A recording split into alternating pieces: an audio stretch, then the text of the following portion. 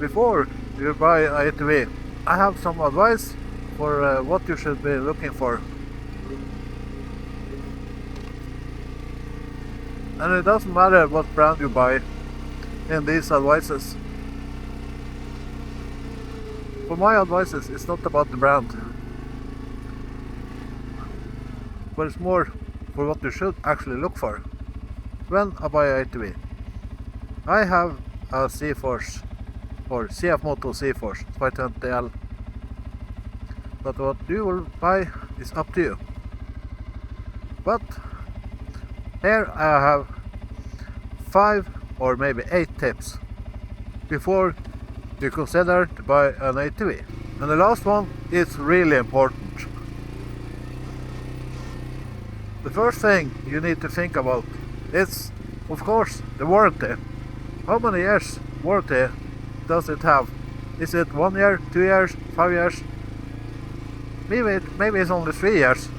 But the warranty is really important as well as the last tip. The next tip is, how is the market for your brand, the ATV brand you plan to buy?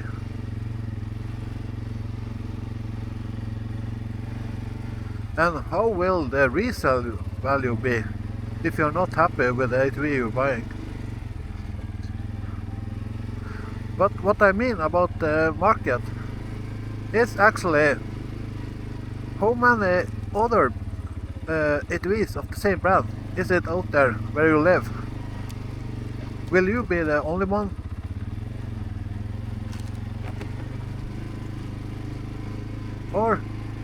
And also, that's why, how will the resale value be?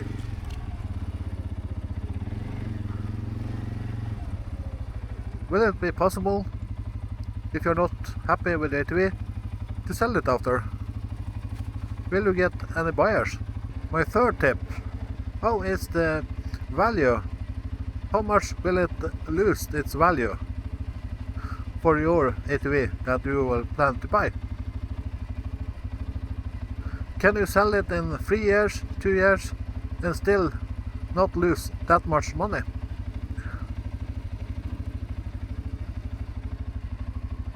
So that's something you need to check up. And is it other brands that have a higher value after 2-3 years? Something you need to consider. And tip number 4. How is the market to getting third-party parts? Is it easy to find for your ATV? So is it possible to get third-party parts where you live? In the same country, in the same city, in the same part of the world? That's actually pretty important if you plan to customize it. So check it out. Another thing you want to check out is all the grease points. How many does your ATV have? Is it 4, 6, I don't know, 10, 18? This one doesn't have any grease points at the front, only at the rear. And this one is 6 total, 3 on each side. How many does yours have? Is it really easy to get to them? I think it's 3 on each, could be 4. But yeah, my point being is, does it have 12, 18, 20? I don't know how many grease points it could have. So is it something you need to bothering every time you go out driving? Another thing is towing capacity and how much weight can it have. This one have 120 kilo, it's not much. Do you need a 2-up? Are you alone? Do you have a wife? Do you have a partner that want to go with it? Children? So it's up to you. I can recommend 2-up, mostly because it's somewhat safer to drive. I mean, uphill, downhill. Another tip What are you planning to use your ATV for? Is it recreation? Is it fun? Is it just, yeah, driving around on your property, whatever? I mean, if you have a big property, a farm or something. And also, do you plan to do some work with it? How many cubic engine do you need? Do you need 400, 500, 1000? You need to figure out how big engine do you need.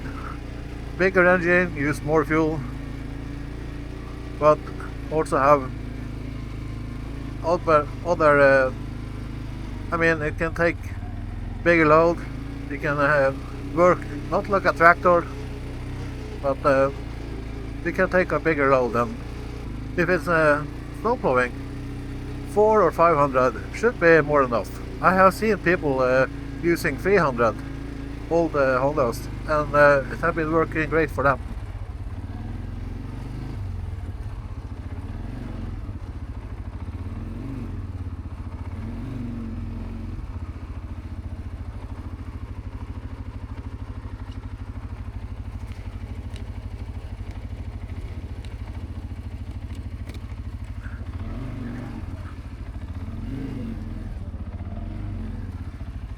It was a little bit steep here.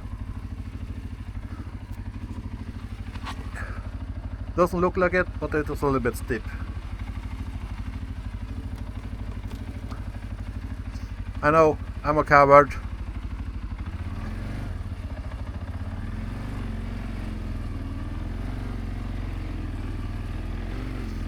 It's not for being coward, it's just for the safety.